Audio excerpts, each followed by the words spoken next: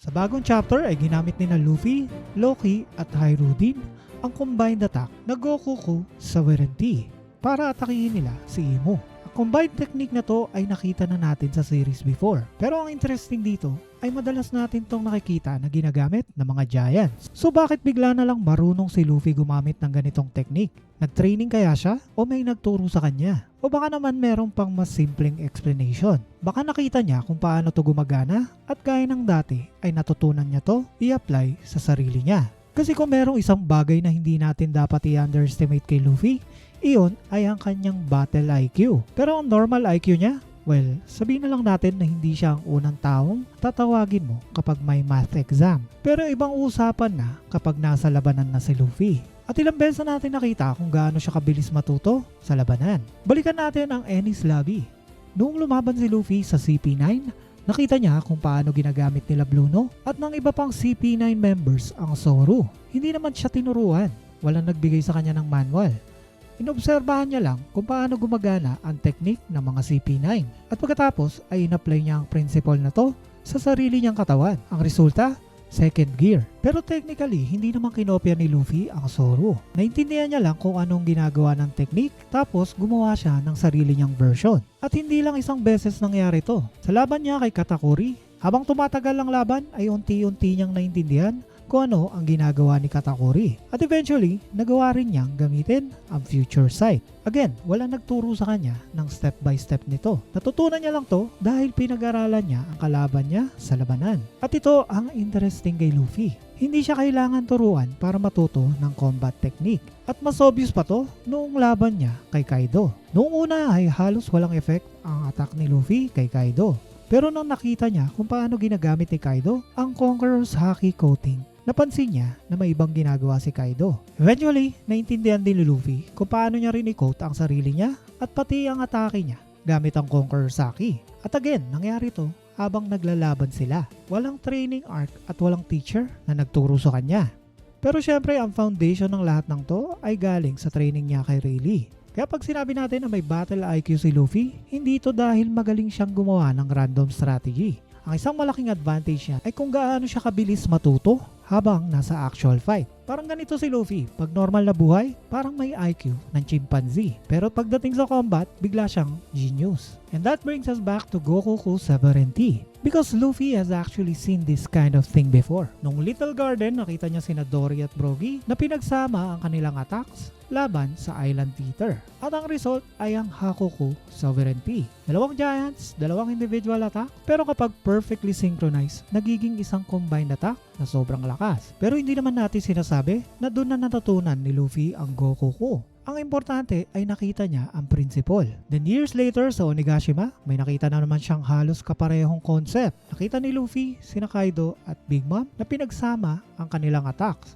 Parang gumawa ng Hakai. At kailangan nating maging clear dito. Hindi pareho ang Hakai at Hakuku. Hindi natin sinasabing kinopya ni Luffy ang Hakai. Hindi rin natin sinasabi iyon ang direct source ng Gokuku. Ang point ay may basic. Dalawang extremely powerful fighters ang nag-synchronize ng kanilang individual power para makagawa ng isang combined attack. So ngayon, dalawang beses nang nakita ni Luffy ang concept mula kay Dory at Brogy at kay Kaido at Big Mom.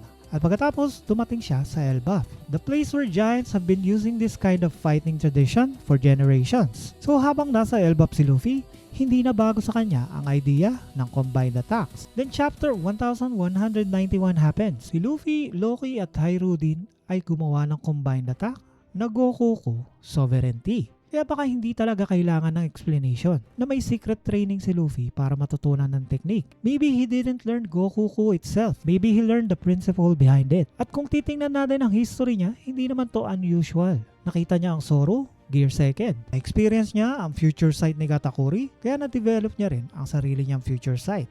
Kay Kaido naman, nakita niya ang Conqueror's Coating, kaya natutunan niya rin to. Nakita niya ang Hakuku at Hakai, at ngayon ay kasama na rin siya sa paggamit ng Gokuku. So instead of asking who taught Luffy Gokuku, maybe the better question is how many times has Luffy already seen the principle behind it? Because maybe Oda has been showing us this learning process for years. Luffy doesn't always learn by being taught. Sometimes he just needs to see something, understand how it works, and eventually make it his own.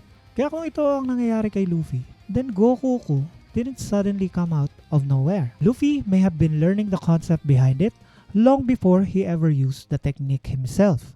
And there's another interesting detail in the new chapter. Imo remembered Gaban. First, parang maliit lang na detail to. Pero kapag binalikan mo kung sino ang mga nandun sa God Valley, ay mas mapapaisip kayo. Nandun sina Roger, Zebek, Garp, Whitebeard, Big Mom, Kaido, Garling, at marami pang ibang monsters nung era na yon. Compared sa mga pangalan na yan, si Gaban wasn't exactly the biggest name on the battlefield. Hindi siya ang nasa center ng main confrontation, pero makalipas ang napakahabang panahon ay naaalala pa rin siya ni Imo. At dahil dito ay mapapaisip ka sa karakter ni Imo because it seems na kaya niyang tandaan ang mga taong naging significant sa kanya. At kung tama ang implication ng scene, sobrang taas din ng perception niya kung kaya niyang makilala si Gaban pagkatapos ng napakahabang panahon. Posible kaya na connected to sa observation haki ni Imo? Pero ang mas kapansin-pansin na pattern ay kung paano tinitingnan ni Imo ang mga tao. Madalas parang hindi lang niya binibigyan ng importance ang mga taong hindi niya nakikitang immediate threat. And that brings us back to Luffy. Noong nagsisimula pa lang si Luffy, isa lang siyang maliit na pirate mula sa Fuchsia Village. Bakit naman pag-aaksaya ng atensyon ang isang rookie na rubber boy? Kaya maraming pagkakataon na lumakas si Luffy. From a nobody to a rookie pirate to one of the most dangerous pirates in the world. At eventually ay na-awaken niya ang Nika Fruit. Pagkatapos ay naging isa siya sa mga emperors of the sea. Pero hindi ibig sabihin nito ay ngayon lang napansin ni Imo si Luffy. Nakita natin dati na hawak ni Imo ang wanted poster ni Luffy. Bago pa niya na-awaken ang Nika Fruit, ay alam na ni Imo na hindi ordinaryong pirate si Luffy. From that point forward, Luffy was already a threat to Imo. Hindi na siya pwedeng hindi pansinin. And that's what makes the whole thing ironic. The problem wasn't that Imo never recognized Luffy as a threat. The problem is that before Luffy became impossible to ignore, binigyan siya ng napakaraming pagkakataon na lumakas ng world government. At ngayon, si Luffy na mismo ang nasa harapan niya. The same pirate na nagsimula bilang nobody from a small village. The same pirate na paulit-ulit na natututo habang lumalaban. Na ngayon ay kaya makipag-combine sa dalawang giants gamit ang Gokoku sovereignty. And maybe that's a bigger contrast between these two characters. Luffy sees something powerful and tries to understand it. Si Imo naman, kapag may taong sa tingin niya ay insignificant, pwedeng baliwalain muna niya to until that person becomes impossible to ignore. Gaban is someone Imo remembers from the past. And Luffy is someone Imo can no longer afford to ignore. Dahil ang dating pirate mula sa Fuchsia Village na binabaliwala lang ng world government ay siya ngayon ang taong kailangang harapin mismo ni Imo.